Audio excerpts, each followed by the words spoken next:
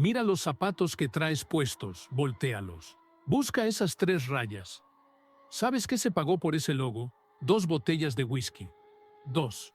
Una empresa finlandesa recibió 2 botellas de alcohol y entregó una marca que después valdría decenas de miles de millones. Eso ocurrió de verdad. La historia de esta marca, de principio a fin, tiene esa misma textura de absurdo. 1920. Baviera, Alemania. Un muchacho de 20 años llamado Adi Dassler vuelve arrastrándose desde las trincheras de la Primera Guerra Mundial con las manos vacías. Sin fábrica, sin maquinaria, sin dinero. Lo que tenía era una lavandería en un pueblo chico y unas manos dispuestas a golpear cuero. Usaba el dinamo de una bicicleta para darle energía a las máquinas. Y en el mismo lugar donde su madre tendía la ropa, empezó a coser zapatos. Ahí nació Adidas, no en una oficina imponente, en una lavandería. 16 años después, 1936, Berlín. Adolf Hitler está sentado en el palco de honor, dispuesto a usar esos Juegos Olímpicos para demostrarle al mundo la superioridad de la raza aria. Lo que no calculó fue que un muchacho negro de Alabama llegaría a hacerlo quedar en ridículo delante de todos. Ese hombre se llamaba Jesse Owens. Los zapatos que llevaba puestos los había hecho Adi Dassler con sus propias manos. El mismo Adi Dassler que 3 años antes había ingresado al partido nazi. Un zapato hecho por un nazi, en los pies de un atleta negro, en la capital de la Alemania nazi, destruyendo en público la teoría de la superioridad racial de Hitler. A veces la historia es tan difícil de creer que ningún guionista se atrevería a escribirla. Este es solo el primer capítulo de la larga y oscura historia de esta marca. Después vienen el odio de toda una vida entre 2 hermanos, una frase mal escuchada en un refugio antiaéreo, una guerra comercial que partió en 2 a un pueblo entero, y un rapero antisemita que le dejó a esta empresa un agujero de $2.000 millones. Esto es Adidas. Bienvenido a conocer su cara real. Agosto de 1936, Estadio Olímpico de Berlín. En el escenario meticulosamente montado por la Alemania nazi, enormes esvásticas colgaban desde lo alto, y Hitler presidía en el palco de honor, esperando el momento de gloria de lo que él llamaba la raza aria superior. Entonces, un hombre negro estadounidense entró a la pista. Jesse Owens, calzando zapatos alemanes, ganó 4 medallas de oro. Los 100 metros, los ganó. Los 200 metros, los ganó. El salto de longitud, lo ganó. El relevo 4 por 100, también lo ganó. 4 medallas de oro, un hombre negro estadounidense, usando unos tenis cosidos a mano por un miembro del partido nazi alemán. Si le encargas este guión a un escritor, el editor te lo devolvería diciéndote que es demasiado absurdo, que no es creíble. Pero esto es historia real.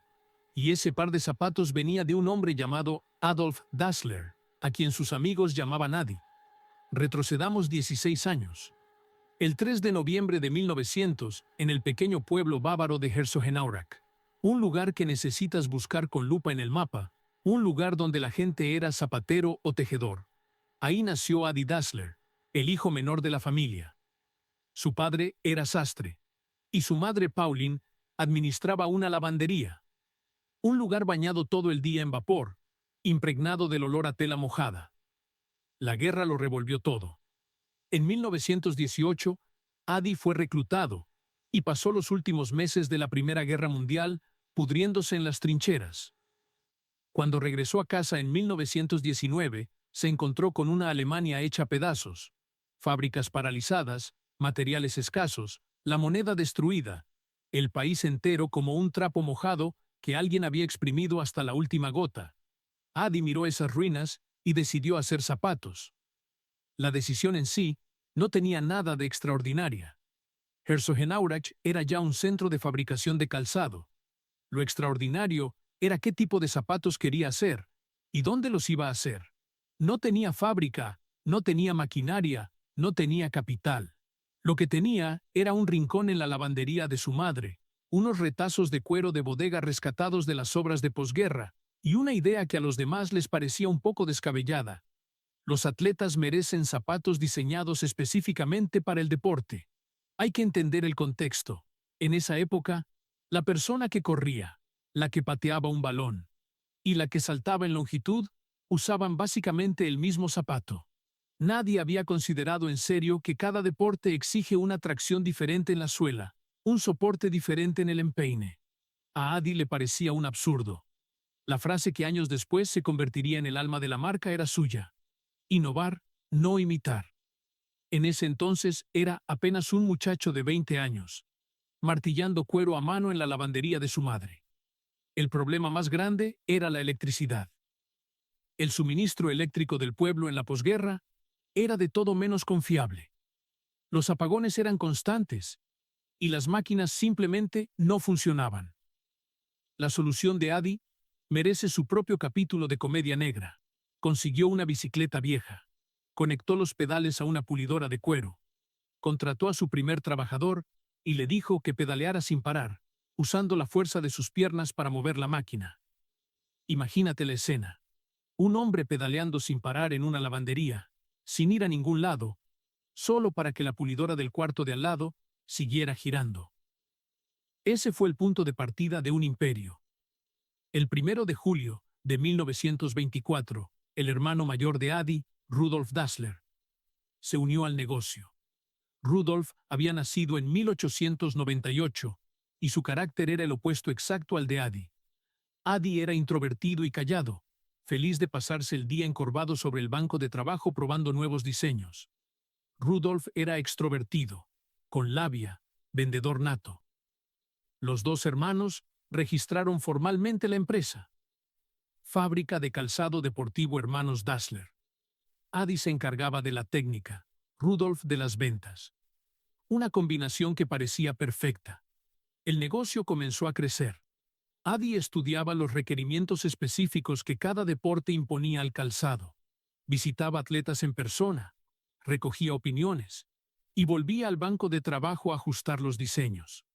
Insistía en usar él mismo los zapatos de muestra, convencido de que solo quien los fabricaba y los calzaba podía saber dónde fallaban. La fábrica fue creciendo, los productos multiplicándose, pero la obsesión que había nacido en aquella lavandería nunca desapareció. Cada par tenía que ser mejor que el anterior. Luego llegaron los Juegos Olímpicos de Ámsterdam de 1928. La atleta alemana Lina Radke salió a la línea de partida de los 800 metros calzando zapatos Dassler. Eran unos tenis de pista con 6 clavos, diseñados específicamente para la tracción en tartán. Al terminar la carrera, Lina Radke no solo había ganado el oro, había pulverizado el récord mundial. Era la primera vez que los hermanos Dassler pisaban el escenario internacional. Adi lo sabía. Esto apenas comenzaba. 8 años después, todo estallaría de una manera que él nunca hubiera podido imaginar. 1936, Berlín. Hitler convirtió esos juegos en el escaparate político de la Alemania nazi, una producción cuidadosamente montada para proclamarle al mundo la superioridad de la raza aria. Atletas de todos los rincones del planeta llegaron a Berlín, y Adi también llegó. Pero él no traía banderas ni consignas. Traía una caja de tenis hechos a mano. Adi buscó personalmente a Jesse Owens. Imagínate la escena: un hombre alemán, con un par de zapatos en las manos, caminando hacia un atleta negro estadounidense, diciéndole: «Ponte los que yo hice». Jesse Owens tenía 22 años. Venía de los algodonales de Alabama, una tierra donde a los negros ni siquiera se les permitía votar. Y el alemán parado frente a él era ciudadano de un país que estaba sistematizando la persecución usando el concepto de razas inferiores. Pero Adi solo habló de zapatos. Habló del ángulo de los clavos y cómo reducía la resistencia. Habló de la curvatura de la suela y cómo acompañaba el movimiento de salida en los tacos. Habló de los materiales ligeros y cómo le podían ahorrar al atleta la décima de segundo que lo separa del podio. Owen se puso los zapatos. Lo que pasó después, el mundo entero lo vio. 4 medallas de oro, 100 metros, 10 y 3 segundos, récord olímpico. Salto de longitud, 8 y 6 metros, récord mundial. 200 metros, 20 y 7 segundos, récord olímpico. Relevo 4 por 100, otra medalla de oro. El mito de la raza superior de Hitler fue aplastado clavo a clavo, zancada a zancada, por un hombre negro estadounidense calzando zapatos alemanes en una pista en Berlín. Owens agradeció públicamente los zapatos de Dassler. Adi, En silencio, registraba cada dato y calculaba cómo mejorar el siguiente par. En los Juegos Olímpicos de Berlín, los atletas que calzaban Dassler se llevaron en total 7 medallas de oro, 5 de plata y 5 de bronce. La noticia se regó, y los pedidos llegaron de todas partes. Antes de que estallara la Segunda Guerra Mundial, la fábrica de los hermanos Dassler ya vendía 200.000 pares al año. 200.000 pares. Desde aquella pulidora de cuero movida a pedal en una lavandería, hasta una fábrica con 118 trabajadores que cubría 11 disciplinas deportivas, en poco más de una década. Sin embargo, justo en el momento más glorioso de ese imperio, la sombra ya había comenzado a caer. Ese mismo año, tanto Adi como Rudolf Dassler eran miembros del partido nazi. Sus números de carnet reposaban pulcramente en los 1 de mayo de 1933. Los periódicos de Berlín todavía celebran el primer día del trabajo bajo Hitler. Y fue precisamente ese día cuando Adi Dassler y Rudolf Dassler, los dos hermanos que crecieron compartiendo la misma cama, firmaron sus nombres en el registro del partido, uno junto al otro, ingresando al partido nazi. 2 carnets. El mismo día. El mismo apellido. Quizás esperas una explicación, que no fue más que un cálculo comercial. El instinto de supervivencia de los hombres inteligentes en aquella época. Esa versión tiene algo de verdad. Al fin y al cabo, una gran cantidad de empresarios alemanes protegían sus fábricas y el sustento de sus empleados exactamente de la misma manera. Pero hay algo que esa versión no puede explicar. Desde entonces, cada carta comercial que salió de esa empresa terminaba con una firma cuidadosamente escrita a mano, Heil Hitler. No era una obligación, era una costumbre. El hermano mayor, Rudolf, fue más lejos que Adi. Los historiadores lo describirían después como el más fervoroso de los dos en su adhesión al nazismo. En alemán suena bastante sofisticado. Traducido al castellano de todos los días significa algo mucho más simple. Él de verdad lo creía. En 1935, Adi fue nombrado entrenador deportivo de las Juventudes Hitlerianas y comenzó a proveerles calzado deportivo. Aquellos chicos de 12, 13, 14 años marchaban en el patio de instrucción con botas Dassler en los pies, preparando sus cuerpos para la guerra que se venía. Los pedidos a la fábrica no paraban de crecer. El negocio florecía. Entonces llegó la guerra. En 1941, el mando militar nazi emitió una orden. La fábrica de los hermanos Dassler debía producir 10.500 botas militares por mes. No zapatillas deportivas, no tacos de atletismo. Botas de cuero destinadas a hundirse en el barro de las trincheras del frente oriental. El número era preciso: 10.500 cada mes, sin demora. Adi, aquel artesano obsesionado con la curvatura de las suelas y la distribución de los tacos, se había convertido en proveedor de pertrechos de guerra.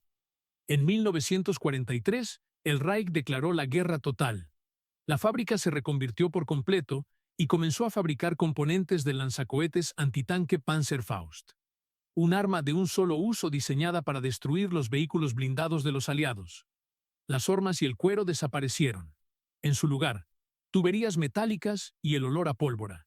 Y fue entonces cuando en la fábrica apareció un nuevo grupo de trabajadores. No llegaron por voluntad propia. Los archivos registran que entre 1942 y 1945, al menos 9 trabajadores forzados laboraron dentro de la fábrica de los hermanos Dassler. 9 personas. Un número que quedó consignado en documentos. ¿De dónde venían? ¿A dónde fueron después de la guerra? La mayoría de esas respuestas se perdieron junto con aquella época.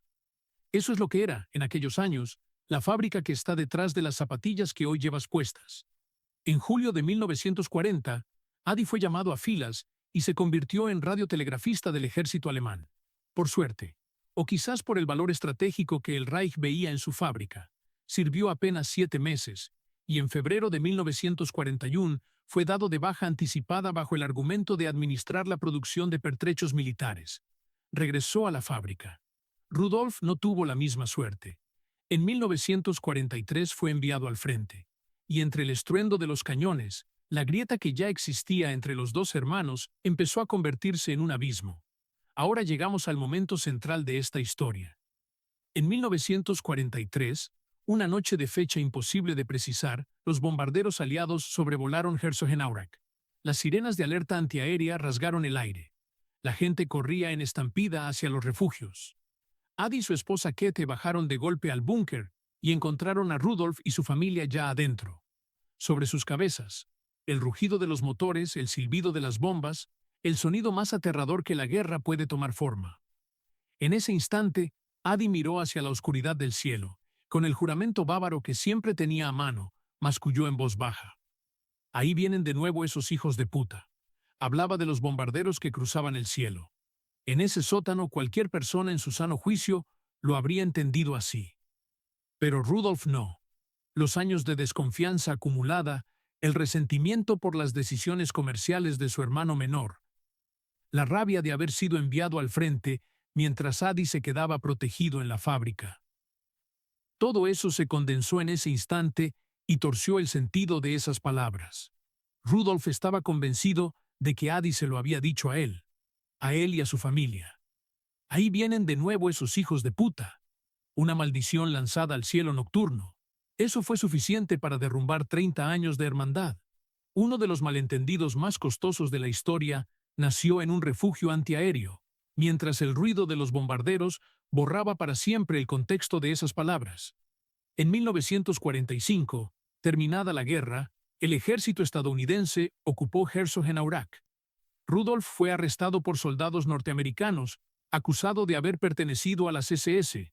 Pasó un año entero en un campo de prisioneros. Y siempre estuvo convencido de que fue Adi quien proporcionó la información a los americanos que lo llevó a ser detenido. Si eso fue realmente lo que ocurrió, ya no hay manera de saberlo. Pero Rudolf lo creyó hasta el último de sus días. Aquella misma primavera en que los americanos entraron al pueblo, la esposa de Adi, Käthe, hizo algo que la historia del mundo empresarial todavía no termina de olvidar. Cuando los oficiales estadounidenses se disponían a desmantelar y destruir la fábrica Dassler, esta mujer de negocios se plantó frente a ellos y les mencionó un nombre: Jesse Owens. Les dijo a aquellos jóvenes americanos que fue esa misma fábrica la que fabricó las zapatillas con las que ese atleta negro norteamericano ganó 4 medallas de oro en los Juegos de Berlín, delante de Hitler, ante los ojos del propio Führer. El ejército estadounidense decidió conservar la fábrica. Poco después, las fuerzas de ocupación norteamericanas se convirtieron en uno de los principales clientes de la fábrica Dassler en la posguerra. Luego llegó la denazificación. Adi fue clasificado inicialmente como infractor leve, pero presentó varios testimonios de vecinos respetados del pueblo. Entre ellos la declaración de un amigo judío al que supuestamente había dado refugio, y terminó siendo reclasificado como seguidor, el escalón más bajo del sistema de categorías nazis, algo que viene a significar, más o menos, era solo uno del montón que siguió la corriente.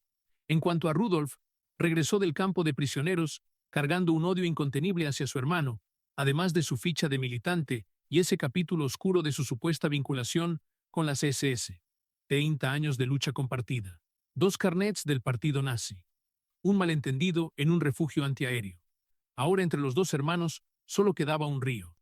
En 1948, la fábrica de los hermanos Dassler anunció formalmente su disolución.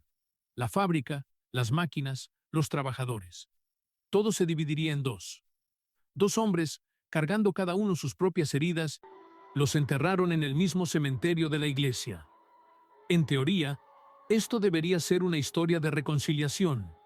2 hermanos enemigos de por vida, que al final descansan juntos en la misma tierra. Pero si vas a ver ese cementerio, lo entiendes todo de golpe. Esto no es reconciliación, es el último round. 2 lápidas, un mismo camposanto, separadas entre sí todo lo que el espacio permite. Ni la muerte pudo acabar con este odio. Y todo empezó con 2 botellas de whisky. Espera, vamos desde el principio.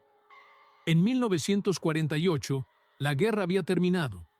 El juicio de Nuremberg había terminado. El juicio entre los hermanos también había terminado. La fábrica Gebrüder Dassler Schuhfabrik se disolvió para siempre. La división fue limpia y expedita. Adi se quedó con la fábrica junto a la estación de tren y con 2/3 de los trabajadores.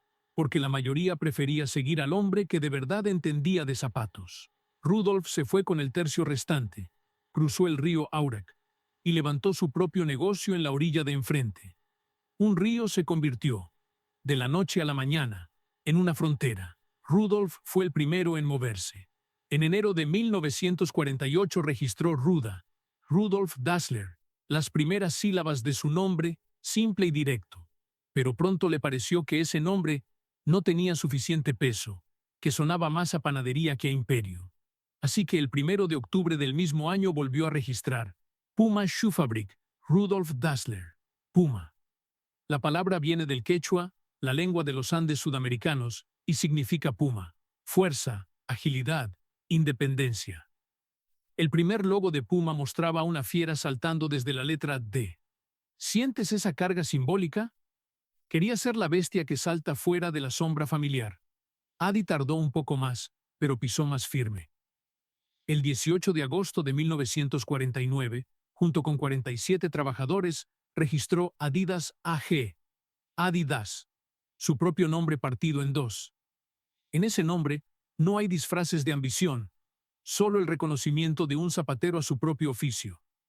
Y entonces Herzogenaurach, ese pueblo pequeño, empezó a torcer el cuello. Imagínate la escena. Caminas por la calle y no necesitas preguntarle nada a nadie para saber de qué lado está. Solo bajas la vista y miras sus pies. Las tres franjas. Es gente de Adi. El logo del puma. Es gente de Rudolf. Cada mañana, al salir de casa, cada habitante del pueblo tomaba una decisión. ¿Qué zapatos ponerse hoy? No era una elección de moda. Era una declaración política. El pueblo ganó así un apodo que quedó grabado en la historia del comercio. El pueblo de los cuellos torcidos. Los empleados de las dos empresas no se hablaban entre sí. Bebían en bares distintos. Compraban el pan en panaderías distintas. Se cortaban el pelo en peluquerías distintas. Los niños en la escuela sabían perfectamente quién era de los nuestros y quién no. Las familias se desgarraron. Hubo quien, por casarse con alguien del bando contrario, fue tratado como un traidor por sus propios padres.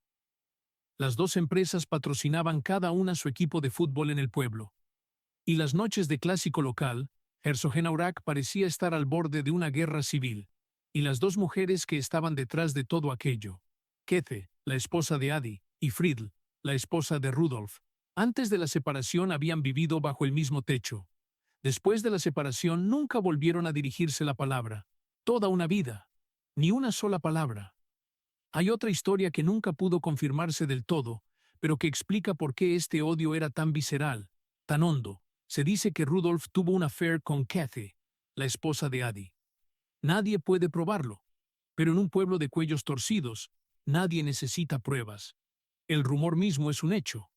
Ahora hablemos de las dos botellas de whisky.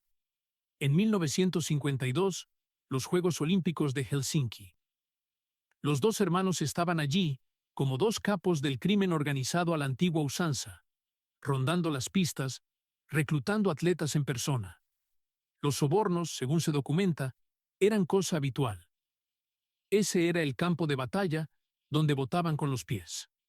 Quien calzara al campeón del mundo ganaba la época.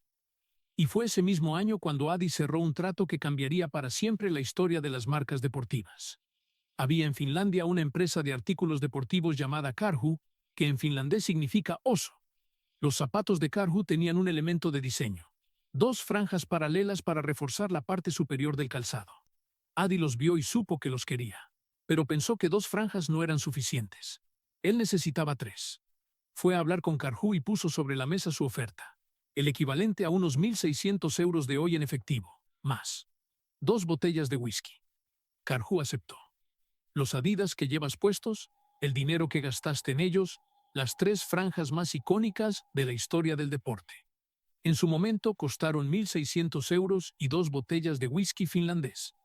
Deja que ese número se te quede rondando en la cabeza un momento. 2 botellas de whisky. Una de las marcas más reconocidas del mundo. 2 botellas de whisky. A veces la historia es tan absurda que te hace sospechar que Dios estaba un poco borracho cuando escribió estos capítulos. Esas 3 franjas viajaron desde una fábrica de zapatos perdida en la tundra finlandesa, compradas con 2 botellas de licor, y se convirtieron en uno de los símbolos comerciales más reconocibles del siglo XX. Aparecieron en los pies de campeones olímpicos, en las letras de leyendas del hip hop, en la memoria de miles de millones de consumidores alrededor del mundo.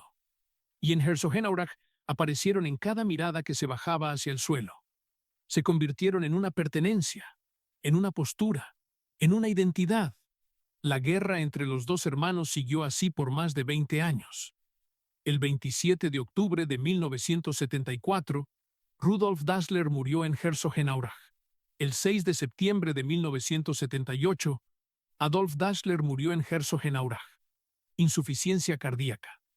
Se fue dejando atrás 17 fábricas y unas ventas anuales superiores a los 1.000 millones de marcos alemanes. Los enterraron en el cementerio de la misma iglesia. Nadie sabe de quién fue la decisión. Quizás nadie la tomó realmente. El pueblo era demasiado pequeño. Una sola iglesia, un solo cementerio. La muerte les arrebató la última oportunidad de huir el uno del otro. Pero sus familias hicieron todo lo que estuvo en su mano. 2 lápidas, un mismo camposanto, lo más lejos posible la una de la otra. Ni bajo tierra tenían intención de estrechar la mano del otro. 31 años después, en 2009, alguien lo intentó por fin. Empleados de Adidas y empleados de Puma jugaron un partido de fútbol benéfico en Herzogenaurach. 61 años. El odio de 2 generaciones, intentando diluirse en 90 minutos de juego. Después del partido, alguien sacó fotos. Gente de los 2 lados posando juntos, sonriendo. Cuánta sinceridad había en esa sonrisa, cuánta amargura. Eso solo lo saben ellos. Ese día, la gente de Herzogenaurach pudo caminar de frente, sin necesidad de bajar la vista a los pies de nadie. Pero ese hábito de torcer el cuello, esa vigilancia de los huesos, ese instinto de ver un par de zapatos desconocidos y ya querer clasificar a quién pertenece. 61 años, 2 generaciones, esas cosas no desaparecen por un partido de fútbol. Las huellas más profundas que deja la historia no suelen ser los grandes acontecimientos, sino estos pequeños, absurdos y cotidianos hábitos. Un pueblo aprendió a leer el mundo mirando los zapatos del otro, y ese talento se lo enseñaron 2 hermanos con toda una vida de odio. Y esas 2 botellas de whisky siguen ahí, paradas en silencio en algún rincón de la historia, esperando que alguien las recuerde. El imperio ya se había levantado sobre las ruinas, pero todavía no había mostrado toda su fuerza. 1954. La Copa del Mundo. Suiza. Berna. Alemania contra Hungría. El 4 de julio de 1954. Berna, Suiza. El Estadio Federal Wankdorf. Suena el silbato del medio tiempo. Alemania Occidental va perdiendo 0-2. El aire en el vestuario pesa como plomo. El seleccionador Sepp Herberger mira a sus jugadores sin decir gran cosa. Solo gira la cabeza hacia el rincón donde espera un hombre pequeño y callado. Un hombre que lleva un destornillador en la mano y una caja de tacos de repuesto bajo el brazo. Ese hombre es Adi Dassler. Ya lleva un rato esperando ahí. Antes del partido, cuando todavía llovía, recorrió el campo con sus propios ojos y notó lo que nadie más notaba. El terreno estaba enlodado. Y él había traído su último invento, suelas con tacos intercambiables.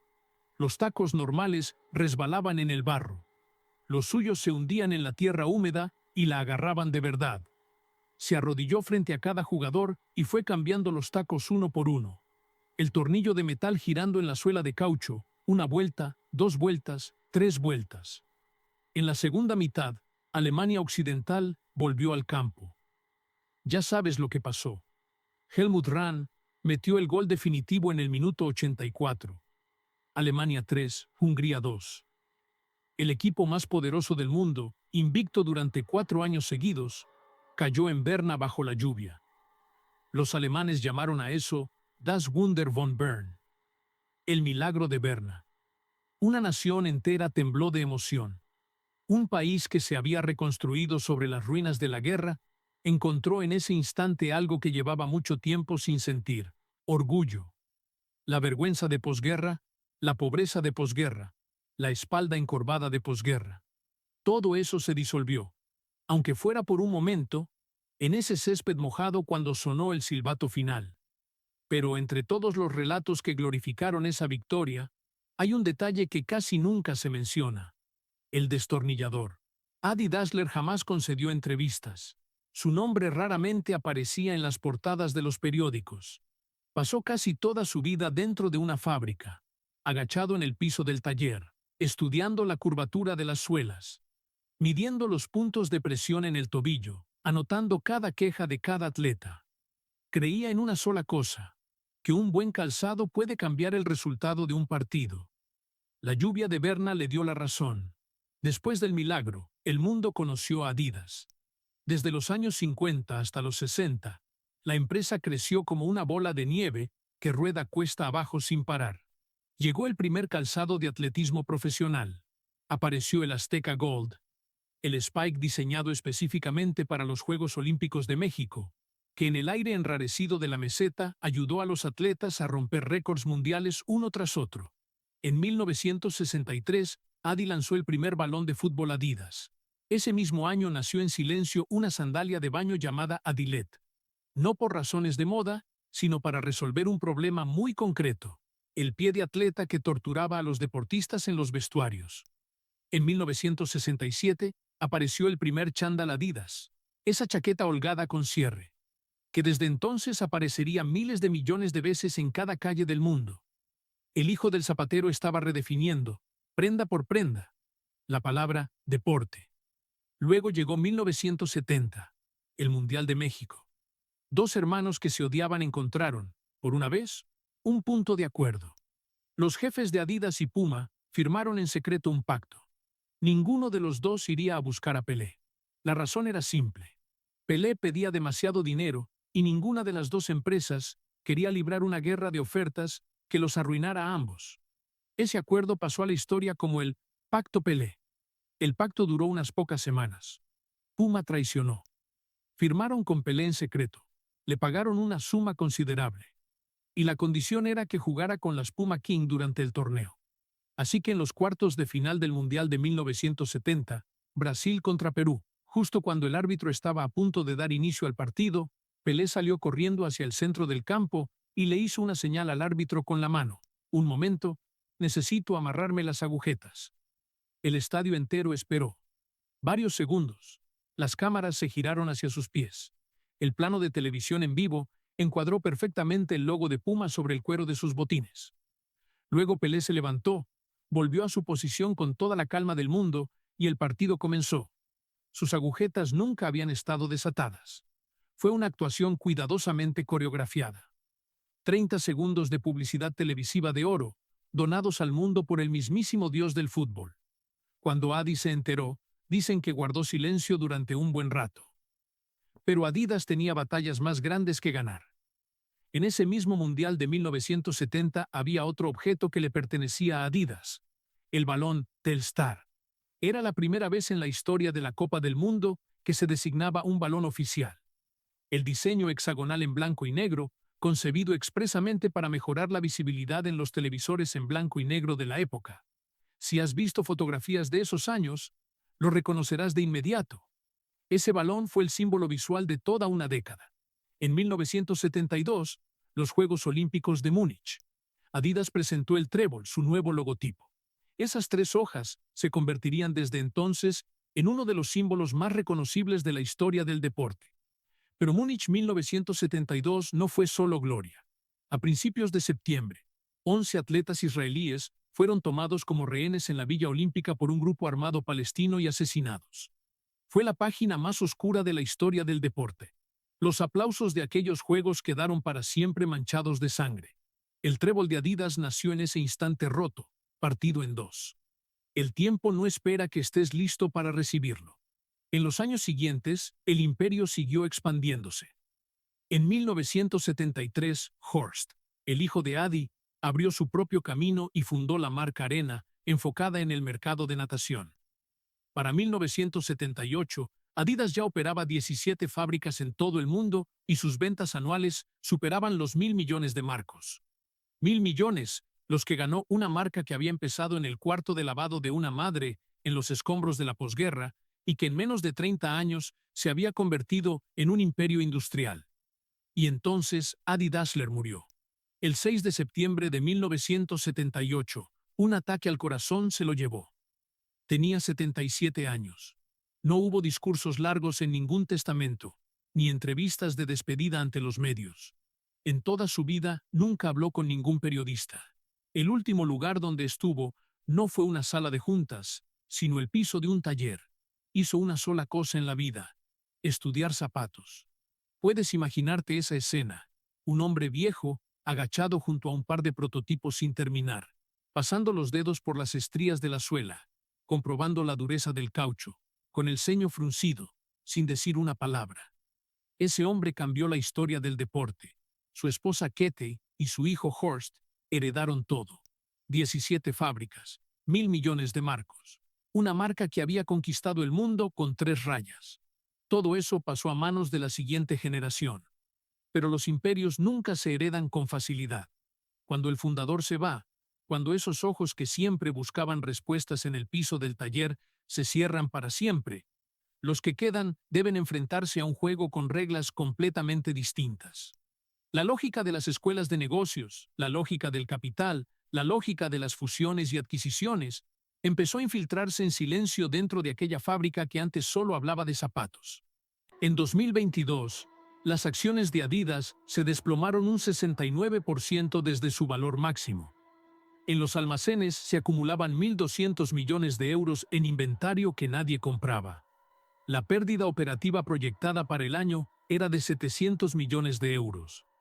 Era la primera vez desde principios de los 90 que la empresa registraba números rojos en su operación. Guarda bien esa cifra. Volvemos a ella en un momento. En 1989, la familia Dassler se retiró formalmente de la gestión de la compañía. Ese apellido había significado todo. Desde el cuarto de lavandería de un pueblo llamado Herzogenaurach, hasta 4 medallas olímpicas de oro, hasta las 3 franjas extendidas por el mundo entero. Ahora la familia entregaba la empresa, o más bien, el tiempo los empujó a entregarla. Un año después, en 1990, un empresario francés tomó el control de esta compañía alemana. Se llamaba Bernard Tapie, hombre de labia fácil, ambición desmedida, con contactos tanto en los negocios como en la política francesa. Compró Adidas y luego, arrastrado por su propia crisis de deudas, tuvo que soltarla. El episodio llegó rápido y se fue igual de rápido, dejando apenas una pregunta sin respuesta. ¿Quién iba a salvar de verdad a esta marca? La respuesta llegó en 1993. Robert Louis Dreyfus asumió como director ejecutivo. Hizo 2 cosas: recortó costos drásticamente y luego invirtió todo lo ahorrado en marketing. Suena simple, pero ejecutarlo requería agallas. Redefinió el lugar que Adidas ocupaba en la mente del consumidor y arrastró de vuelta a la cancha a una marca deportiva alemana que se estaba apagando.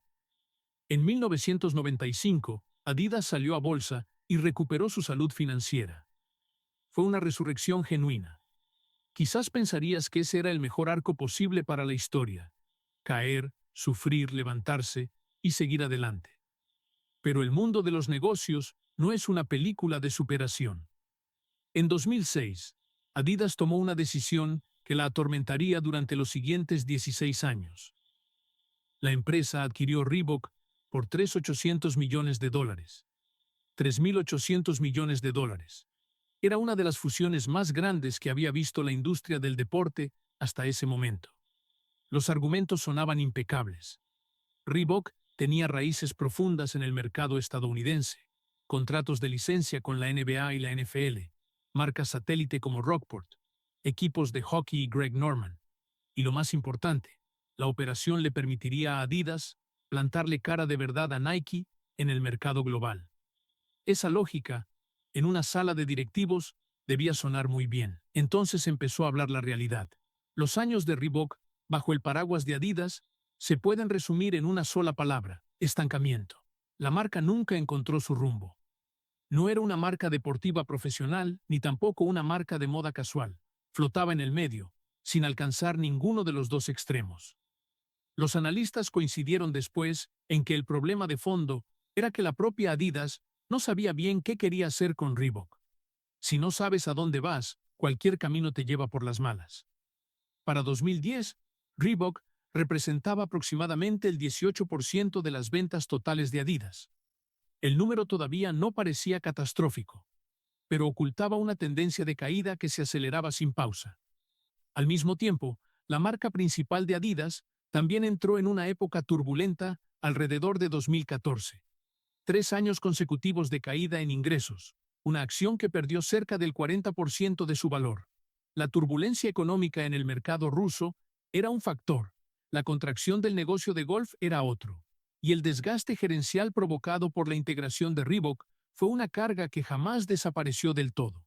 Fue precisamente en ese contexto que el entonces director ejecutivo Herbert Hainer dijo algo que vale la pena detenerse a analizar. Afirmó que la clave para revertir la situación estaba en darles a los gerentes de marca más poder y responsabilidad, haciéndolos responsables de todo el proceso, desde el diseño hasta el producto, desde el producto hasta la cadena de suministro. Y luego añadió, la forma en que organizábamos las cosas antes se podría describir, digamos, como un sistema feudal. Un sistema feudal. Eso fue lo que el máximo ejecutivo de una de las marcas deportivas más grandes del mundo usó para describir la forma en que su propia empresa había funcionado. Puedes leerlo como una autocrítica, o puedes leerlo como una confesión que provoca una risa amarga.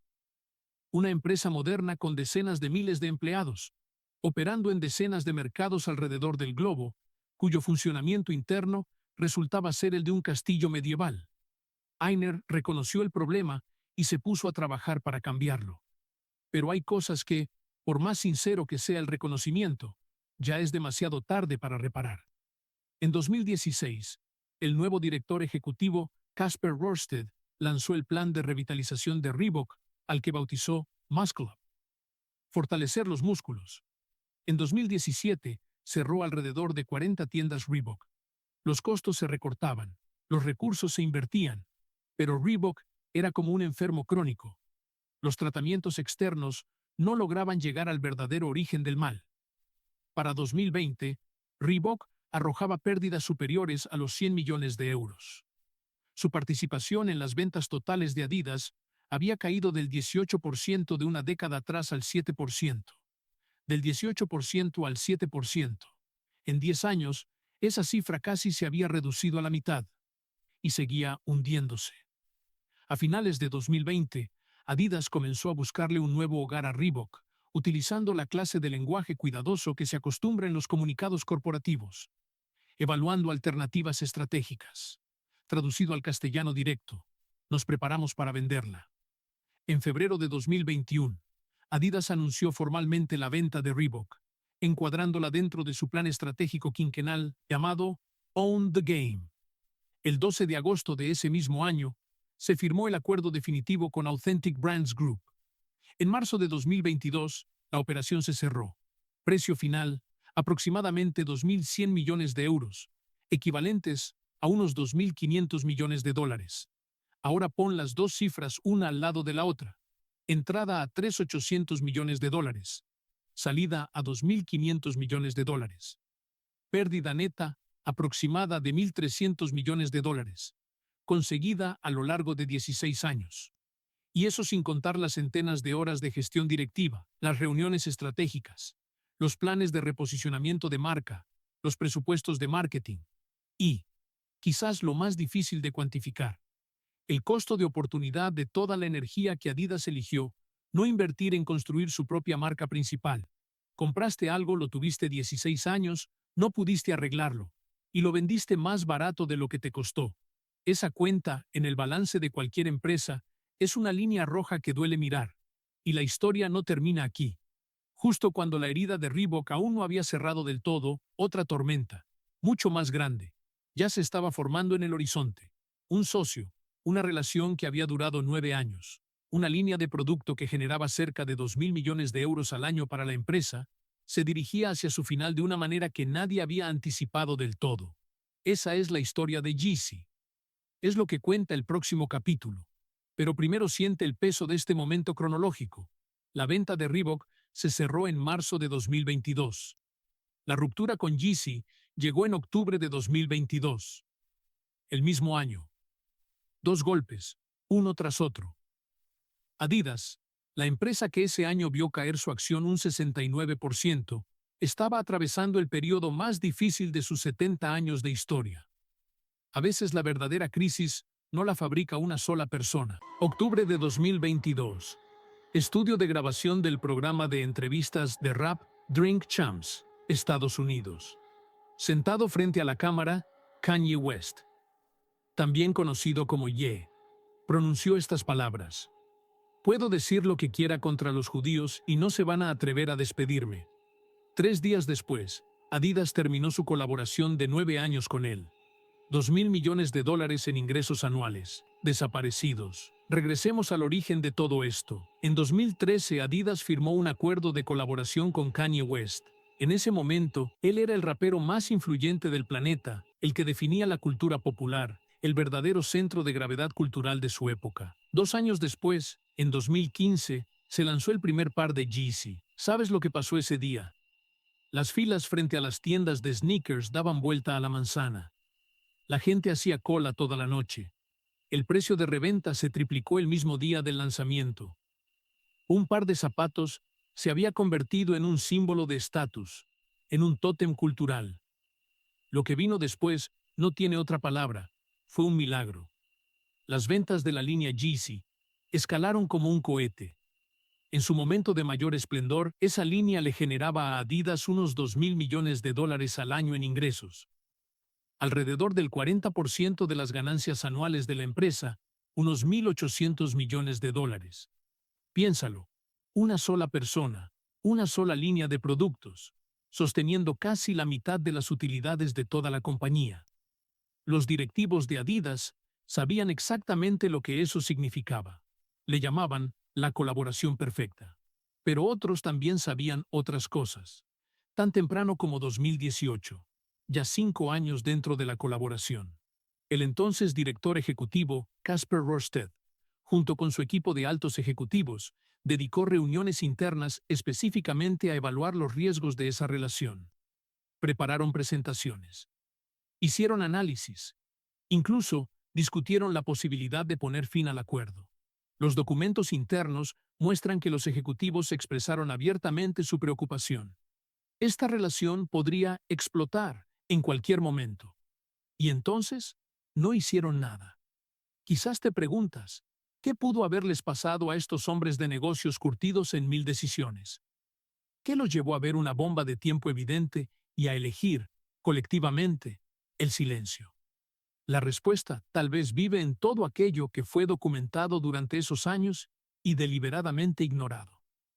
Testimonios de testigos revelan que Kanye West mostró fotos íntimas de su exesposa Kim Kardashian a personas presentes en entrevistas de trabajo y reuniones de equipo creativo. Reprodujo contenido pornográfico en reuniones frente a sus colegas.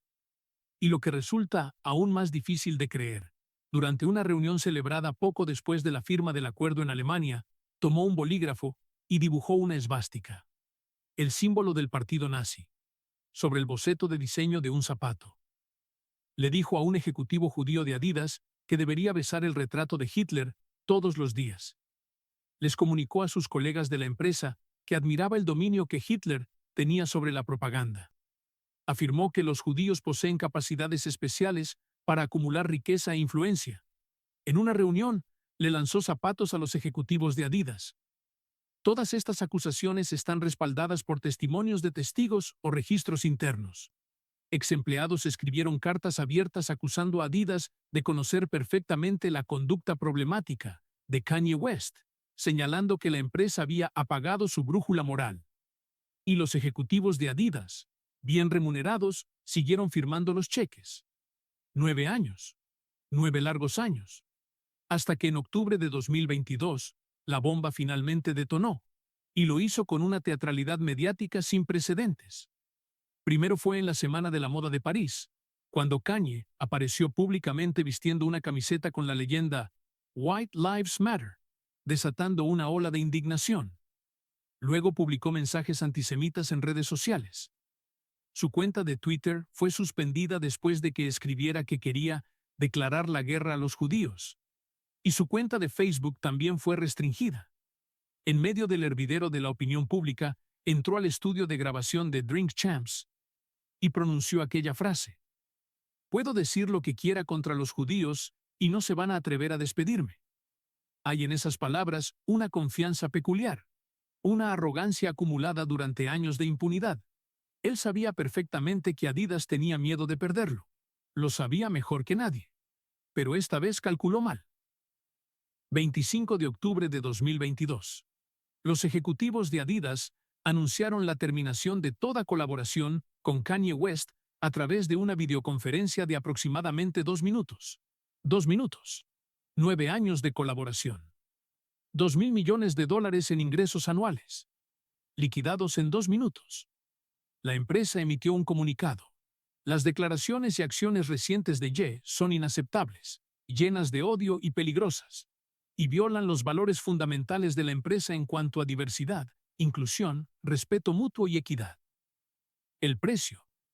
Adidas se enfrentó a un número capaz de quitar el sueño a cualquier junta directiva.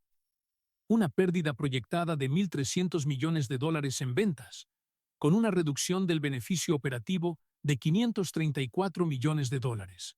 En los almacenes seguían apiladas zapatillas etiquetadas como Yeezy por un valor de 1.200 millones de euros. Imposibles de vender normalmente, quietas en sus cajas, como una costosa factura moral pendiente de cobro. Fue la primera pérdida neta de Adidas desde 1992. Desde 1992. 30 años exactos. Ahora hablemos del hombre que llegó a recoger los pedazos. En enero de 2023, en medio del caos, Adidas dio la bienvenida a su nuevo director ejecutivo. Su nombre, Björn Gulden. ¿De dónde venía? De Puma. No lo escuchaste mal. El exdirector ejecutivo de Puma llegó a salvar a Adidas.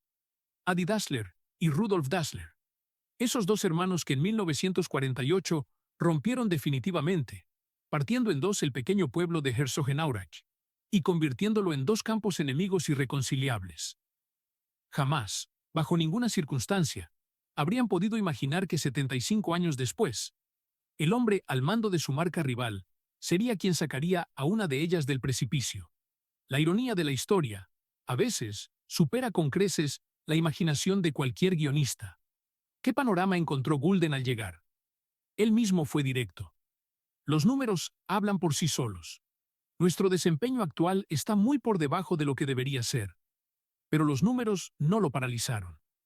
En mayo de 2023, Adidas comenzó a vender el inventario de Yeezy que había quedado varado, destinando parte de las ganancias a organizaciones contra el odio. Usando los zapatos que Kanye había dejado atrás para recaudar fondos en contra de todo lo que él había predicado. La ironía de esa maniobra dejó a muchos sin palabras. Gulden devolvió a la empresa a su razón de ser, el deporte. Invirtió en el deporte universitario estadounidense, apostó por el regreso de clásicos como la samba y las Falcon al dominio de la cultura callejera. Aplanó la estructura organizativa y devolvió el poder de decisión a los equipos más cercanos al producto y al mercado. Sobre cómo cambiar el rumbo de una empresa, dijo esto. Convertir una crisis en oportunidad requiere 3 elementos: suerte, timing y esfuerzo. No puedo decirte exactamente cuánto corresponde a cada uno, pero desde el principio fue evidente que teníamos un potencial enorme que mucha gente aún no había descubierto. En octubre de 2024, Adidas y Kanye West llegaron a un acuerdo extrajudicial. Gulden lo resumió con una sola frase. Ambas partes dijeron que no necesitábamos seguir peleando, sin más dinero fluyendo en ninguna dirección. Ese capítulo de la historia quedó cerrado, y los números finales resultaron más dramáticos de lo que cualquiera había anticipado. En 2025, el beneficio neto de Adidas se disparó un 75%, alcanzando los 1.340 millones de euros. Los ingresos llegaron a 24.800 millones de euros, un récord histórico absoluto. Del borde del colapso a la recuperación total, menos de 3 años. Ahora vuelve a ese lugar del que nunca nos hemos podido alejar del todo.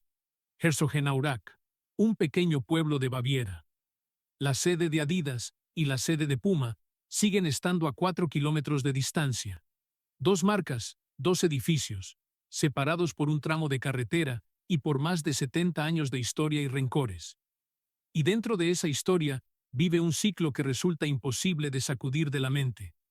En 1933, Adi Dassler y Rudolf Dassler se afiliaron juntos al partido nazi. Ese es el pecado original de esta marca, la mancha histórica con la que nació. 90 años después, el socio con quien esta misma empresa colaboró durante 9 años, abrió la boca para elogiar el dominio de Hitler sobre la propaganda, dibujó una esvástica en la sala de reuniones y lanzó insultos contra empleados judíos. La historia no se repitió, pero rimó. La marca nacida en la Alemania nazi estuvo a punto de ser destruida por un hombre que admiraba las técnicas de propaganda de Hitler. Con exactamente 90 años de diferencia. A veces, cuando miras fijo esta historia, sientes que es tan absurda que parece haber sido orquestada deliberadamente por alguna fuerza descomunal. Pero es real. Cada número, cada testimonio, cada instante en que un ejecutivo eligió el silencio en esa sala de reuniones, todo es real. El río de Herzogenaurach sigue fluyendo. A sus dos orillas, las tres franjas y el puma siguen mirándose frente a frente. La historia de una marca nunca es solo la historia de un zapato. Es la historia de las decisiones de las personas, de cómo el poder corrompe el juicio, de cómo el silencio se convierte en complicidad, de cómo la historia llama a la misma puerta, de las maneras más inesperadas, una y otra vez. Y Adidas. Esta empresa que nació en los años más oscuros de la humanidad, que creció bajo la sombra de la Guerra Fría, que desplegó sus velas en la marea de la globalización, y que casi se ahogó en el momento. A veces la historia se esconde dentro de un par de zapatos. Un par de zapatos puede calzar los pies más rebeldes de la Alemania nazi y decir, en silencio, desde la pista de atletismo, la dignidad de un hombre negro. Un par de zapatos puede ser modificado con un destornillador la víspera de una final del Mundial y llevar después a todo un país a levantar el precursor de la Copa del Mundo. Un logo de 3 rayas, comprado por 2 botellas de whisky, termina valiendo miles de millones. Una frase mal escuchada en un refugio antiaéreo parte la vida de 2 hermanos en 2 caminos distintos. Y de esos 2 caminos nacen 2 empresas que hoy siguen dominando el planeta. Esto es Adidas. Un imperio que creció en las manos del hijo de un sastre de pueblo. Cayó, y no fue una sola vez. Firmó con un socio que casi la hundió en el abismo, y que casi también la llevó a la cima. Pasó 10 años perdiéndose a sí misma, y necesitó la frialdad de otro hombre para volver a encontrarse. Puede que tú hayas usado sus zapatos alguna vez, sin imaginar ni por un momento que detrás de esa suela hay un anciano alemán que se obsesionó con una sola cosa durante toda su vida: innovar, nunca imitar. Esas palabras de Adi Dassler no son un eslogan publicitario. Son la forma en que vivió. Cuando murió, todavía estaba pensando en cómo hacer que el siguiente par de zapatos fuera mejor. El Adidas de hoy tiene una ganancia neta de 13.400 millones de yuanes y una facturación de 248.000 millones. Salió de aquella tormenta llamada Yeezy, como quien se cae al suelo, y vuelve a ponerse de pie, se sacude el polvo de las rodillas y sigue caminando. Y en el pequeño pueblo de Herzogenaurach, Alemania, 2 empresas separadas por 4 kilómetros, dándose la espalda, siguen ahí. 70 años después, siguen ahí. Nada es imposible. Esa frase la has escuchado tantas veces que quizás ya te parece vacía. Pero si supieras de dónde viene, todo lo que atravesó para llegar hasta aquí, tal vez la pensarías de otra manera. Lo que dice no tiene nada que ver con la superación personal.